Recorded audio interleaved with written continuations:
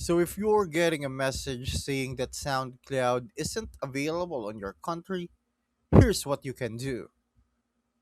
In most cases, this happens because SoundCloud or certain tracks are restricted in your region due to licensing agreement. This means the content owner has chosen not to make the music available in your country. Unfortunately, there isn't a setting inside SoundCloud that can remove these restrictions. The first thing you should do is to make sure you're using the latest version of the SoundCloud app. If you're on a browser, try clearing your cache and cookies or using a different browser to rule out any temporary issues.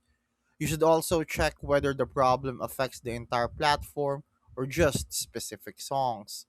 Sometimes, only certain tracks are region locked while the rest of SoundCloud works normally. So if SoundCloud itself isn't available in your region, you'll generally need to wait until the service becomes available there. Access to SoundCloud is determined by regional licensing and availability, not by your account settings.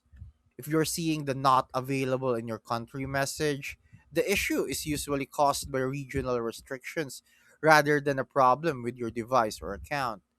Thanks for watching. Make sure to subscribe for more useful content.